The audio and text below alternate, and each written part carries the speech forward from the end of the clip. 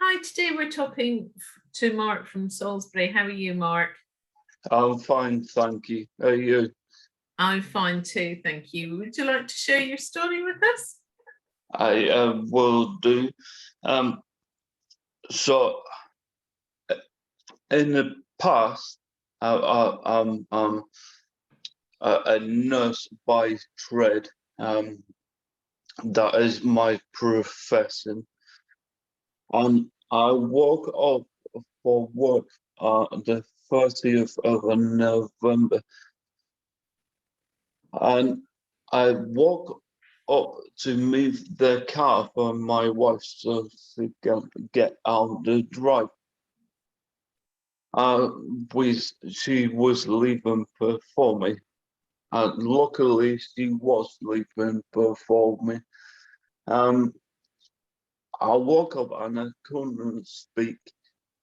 Um, I could get around and I can't get to different rooms, but I couldn't speak and I couldn't write anything at all. I couldn't get a single syllable out of my mouth.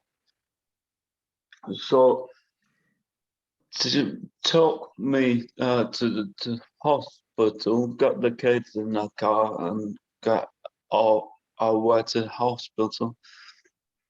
And I saw the triage nurses, and they told me, got Bell's palsy. Um, get the doctor have a look. So the doctor came, as a junior doctor, she said, uh, I think he got Bell's palsy. They're gonna give some steroids to take home with you and get a CT someone just to make sure. Like I said, my background is nursing. My first ward nursing was a stroke ward. Mm. So I had an idea what was wrong. And I had this idea going round in my head because my brain was fine. I could think straight, Mm. but I couldn't say anything. And my was trying to get my right stuff down. I couldn't write anything, so I had to put my trust in this doctor. He knew what was doing. So she said, go home shortly. Uh, we can get you in for a CT now. Get in there. So I didn't see this doctor again. I went for a CT, came back, and a short while later, we're up to 3 hours now in hospital. Mm. Short while later, the stroke doctor came to me. I said I had a left hemisphere. Um, explain things to me. I I took it quite well because in my head I knew what was happening. Mm. I'm not saying I'm not better than not doctors, but in my head I knew what's happening to my body. My wife was sat to the side of me. Um, she was very upset. Um, and I couldn't console her either. Mm. You know, I got a cut by arm around her, but I couldn't say I'll be fine. I'll be okay. You know, Yeah. all them useful stuff you want to hear when you're upset. And they said the balls palsy because my age, sorry, I'm 37 years old, so they said more.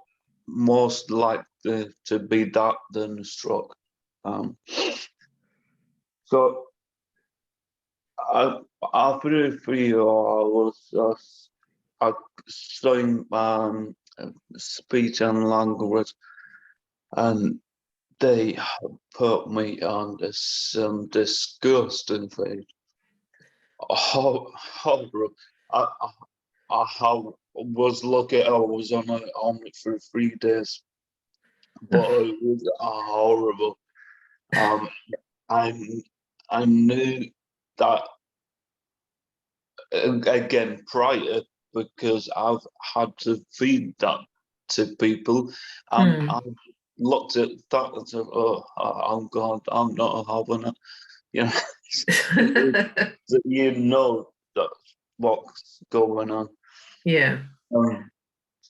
And so that lasted 3 days. I started begun to write things down. That was easy. One other thing, being a nurse and patient and stuff. On the first day, when my wife had left, they took me for my MRI. And I'll try to cut this short for you, but the MRI is at the side of my office. Okay. And I knew I'd left my glasses in my office. So what wanted them.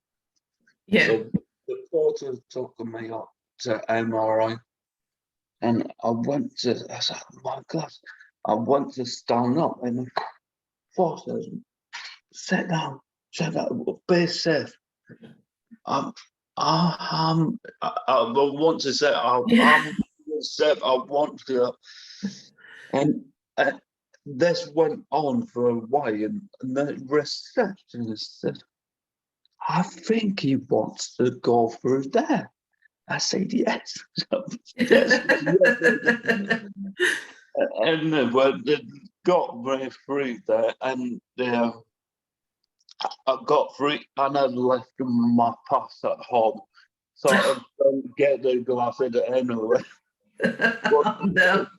It was that, sit down.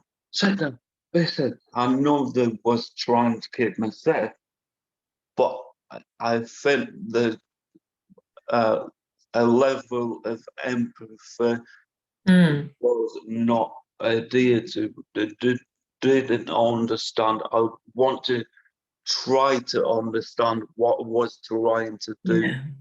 Yeah. There wasn't anything what to go through there.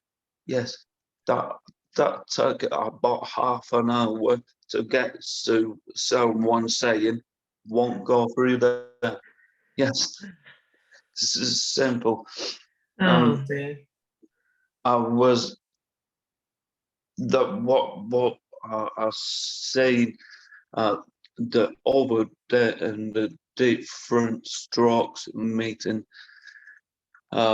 These meetings are very good, by the way, and it's good to get to know people at the same sort of age. Anyway, what was saying was one of the people said she's gonna be an ambassador for different strokes, and she's gonna talk to the student nurses. And I said to her, make sure that you get them to understand that you can't empathize enough with a person. I was no more empathetic nurse I can imagine. I pride myself on that, but I could never ever be a person you can't understand. You can't, get in bed, being directed to. I was lying. got these little things after my stroke, like I won't sleep on my left side because my left hemisphere. I know it's not going to bother it, but it's Yeah. psychological. So I was sleeping on my right. So I had a table on my right watching TV, and the night shifter comes in. I put that round. I don't want to put that round. I'm watching TV, but I'm cleaning. I'm cleaning. Clean letter when I'm asleep. It's, So, yeah. it's silly things. Yeah. But I get that she got to clean. I've been there, but I think when I go back, I'll wait till everybody's ready to be just done with, Yeah. when they sleep or something. Um, anyway, so I'm hospital for 2.5, 3 weeks. Uh, I I felt like that was right before Christmas. I was desperate to get out. Um, I thought I'd been in hospital a while until I met uh, different strokes on other people on Instagram, and they were 6 months or 9 months off. Mm. You know, there's some what really sick, and that made me feel very lucky in a risk. I, I feel unlucky I've had a stroke, but I feel lucky that I can get by. And one of the first things I did when I got out of hospital, I went about 2 weeks. I went straight back to football because I coach under 13s team, and I've been with them since under five, so a long Oh time. gosh. Um, um, I was a bit apprehensive because kids bring be cruel. You know, Mm. you kids, but I know kids be cruel. So a bit apprehensive. Uh, then I thought, no, I've been with these kids for 8 years. Mm. I know that they're gonna be fine. And you know what? They've absolutely been amazing. Oh. Amazing. So patient with me. Um, because training is a 7 at night, 6 at night. Yeah. I I'm doing very well speaking right now. Is the first thing in the morning. Gets this gets to 7 at night, and I'm not That's gone. okay. Yeah, I know I'm the not. feeling. So but they've been fantastic. Oh, that's good. Right. Um, so the post stroke after the hospital after Christmas, and I had to go for certain echoes, a bubble like a echocardiogram, a 7-day tape, all that stuff, and found from the bubble echo. Um, I have a PFO was as a hole in a heart. Mm. 20% of people have it. Some might not know they've had it, and some might get a stroke or something. Um, and the funny thing is, I prior to my stroke, I had chest pains 3 weeks before, maybe 6, 7 weeks before. And I'd gone to the doctors, and she booked me a tape and an echo to be done outpatient. And then I had the stroke whilst waiting for him. So that was a bit unlucky, but there you go.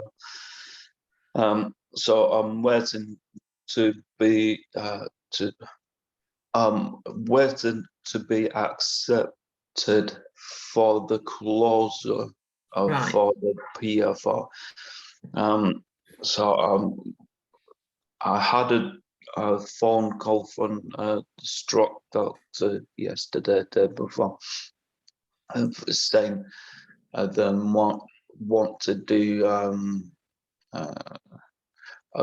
down the throat job to do another scan. They might want to do the closer shape straight away. So I'm waiting for that to be done. Whatever the planners, I've told them, whatever you need, go down there, go down there, go up there, I go up there. I don't mind. Just get me fixed, get me sorted out. I don't mind at all.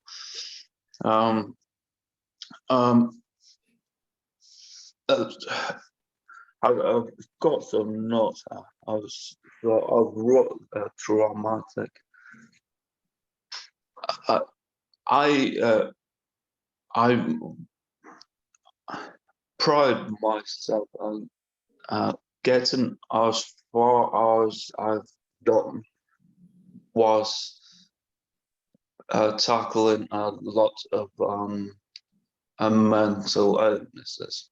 All my training in nursery and all, I've done really well to get that far.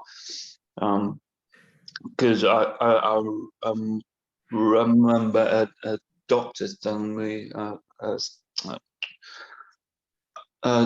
you never be a nurse, won't be able to handle uni with your mental health one. So I've got bipolar and PTSD. So I've felt I'd done well before, and then life throws this at me as well. Is not good, but what the mean traumatic is put a stroke on top of them things already. Yeah. And I'll walk up and go to speak. So I'm frightened to go to sleep. Yeah. Because I don't know if I'm gonna wake up the day after. Yes. I know it sounds weird. I know, but hey, I'm gonna wake up. But in here, I think this happening in my sleep. I don't know. I can't control it until the PF4 is closed. I think a lot of stroke survivors feel the same way, regardless of how they had their stroke, whether they woke up having one or had it in the night or in the day and what have you. The fear of having another one, especially when you lose your speech, because that's quite scary, because we all just take speech for granted, don't we? I lost my speech when I was having my stroke as well, but I didn't know until I went to speak, and I couldn't even get a grunt out. I couldn't get any noise out, so I couldn't tell my husband I was okay. Obviously I wasn't okay, but I thought I was okay. But you think, whoa, where did that go? And then all of a sudden it just came back as quick as it had gone. Yeah. Bizarre. Yeah, it is bizarre, and that's what I mean about the traumatic side of stuff that people might not see. The fear that people have Mm. is completely true. And like you said, uh, um, there's a amount of strokes can occur anywhere. Mm. So if I would have been in work, um, having a work day and I was struck, I wouldn't want to go back to work because Yeah. that would what would be blameful, you know. Yes. And because I had it in my sleep, um, the over thing about it was the cold and give me a promise because I didn't know when it occurred. Yeah. So I couldn't be formalized either. Um, and the other part of the trauma that I've got is I go to the doctor and they say, I got a hole in your heart. Good.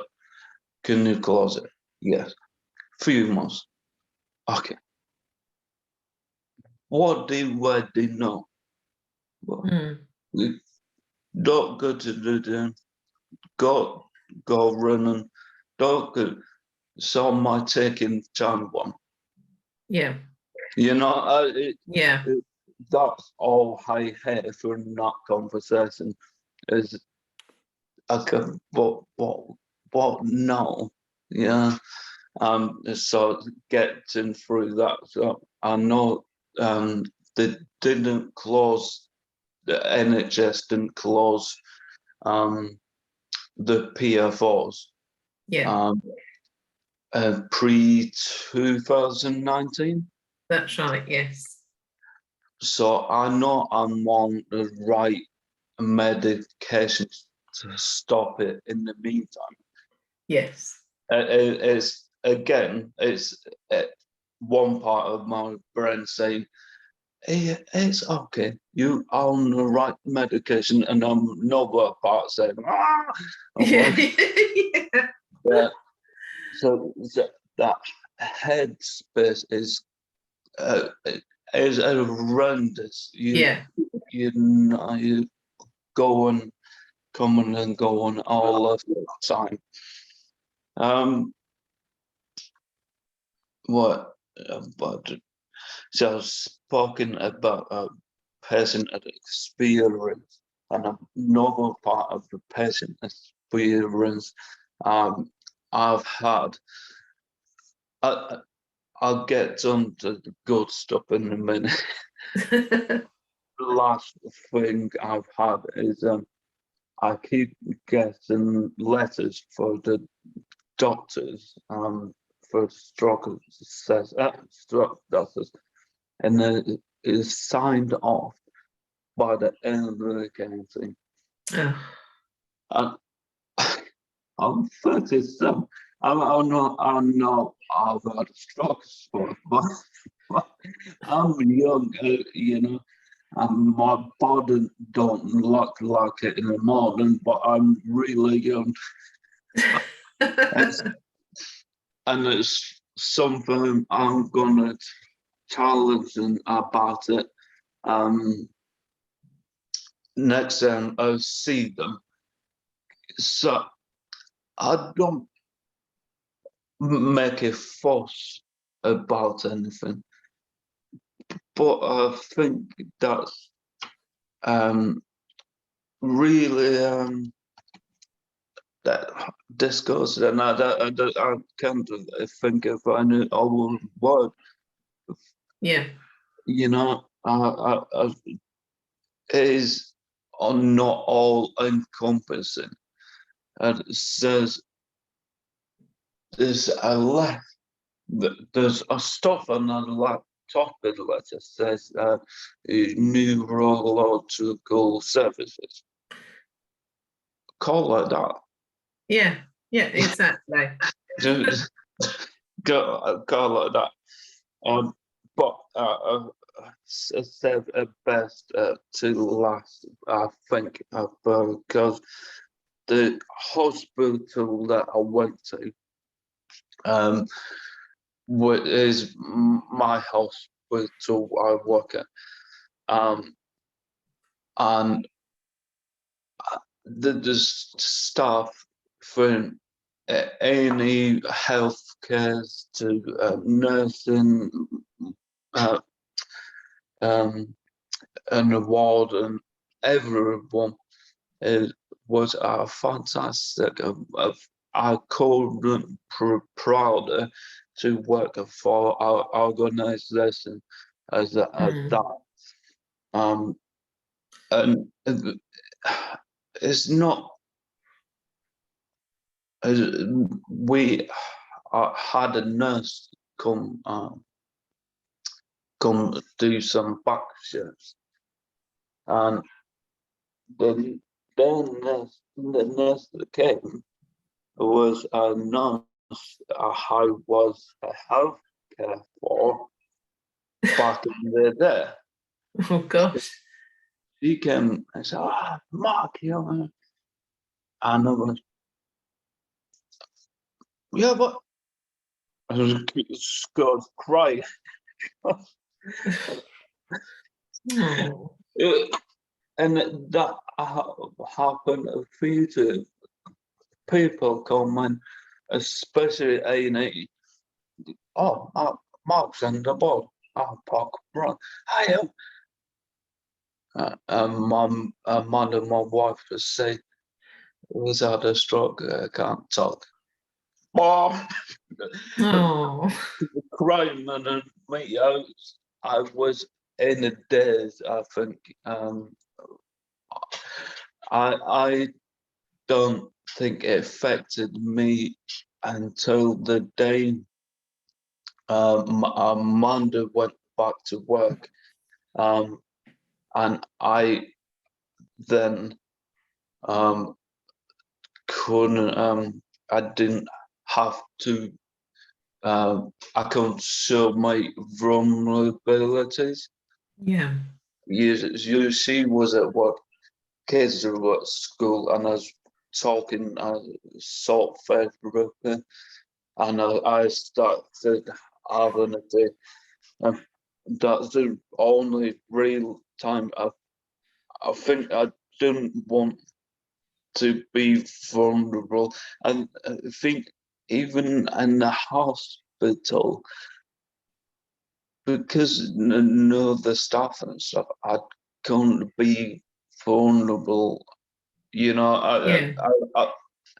I I'm old fashioned, if you like. You know, Yes. you don't want to show your emotion too much, Yeah. and because I think with Amanda, she was frightened. She was scared what was gonna happen. Imagine if I was crying on top of it. I Yeah. wasn't. It's not the arm around you that you need. You know, being Yes. like that. So I felt that I couldn't be like emotional. Yeah.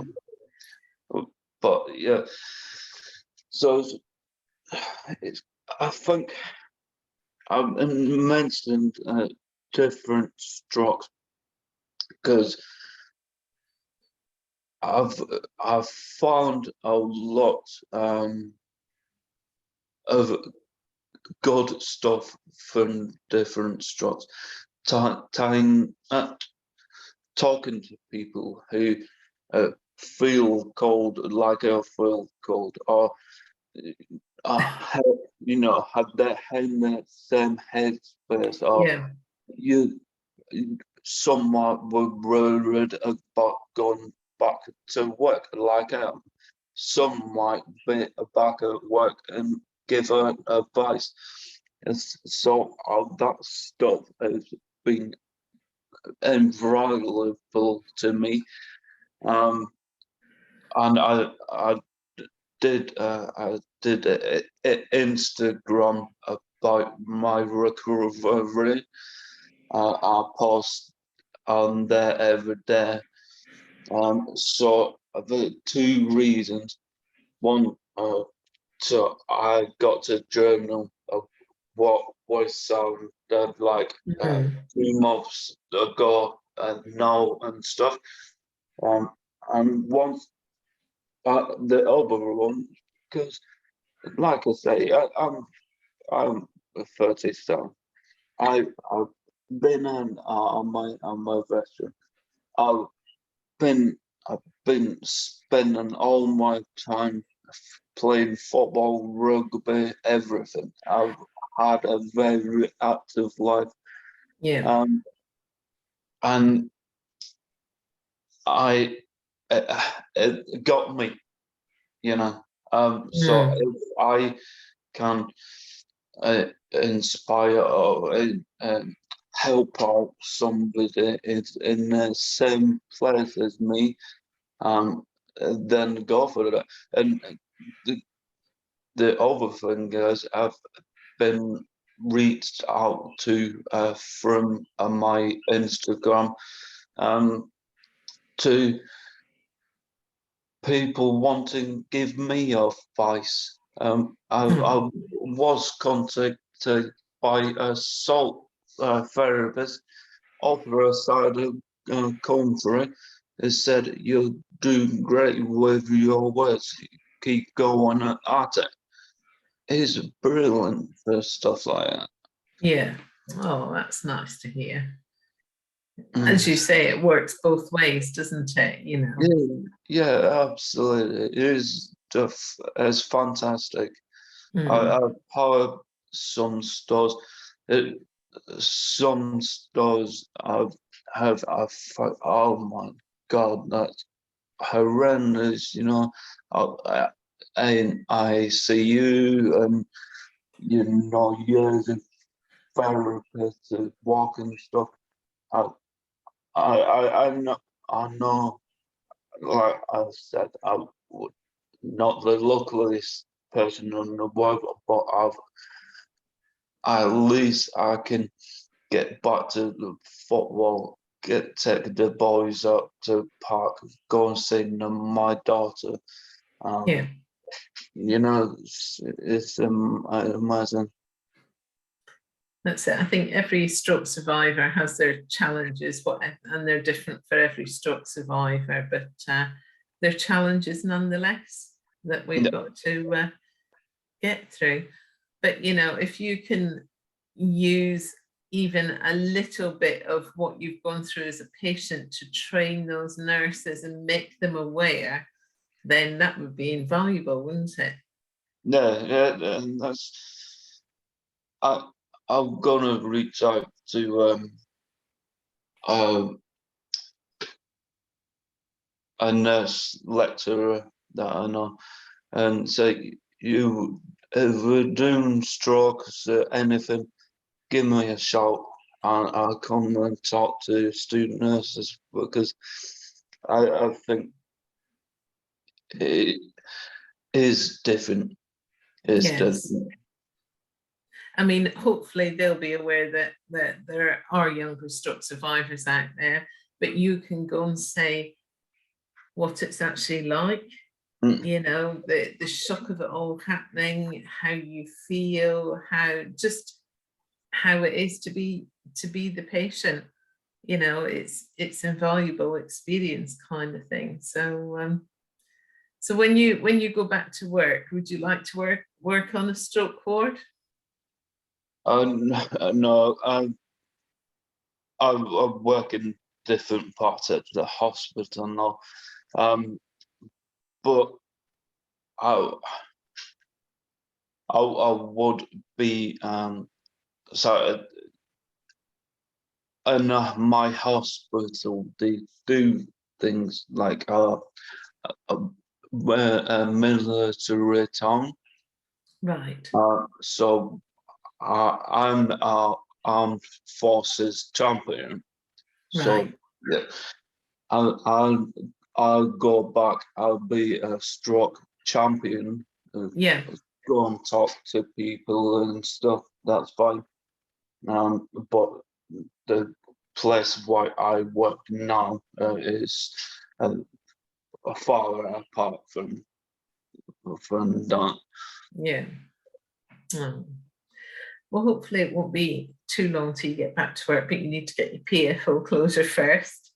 And they seem to be catching up with those. So hopefully it'll happen. As soon as possible. Yeah, there's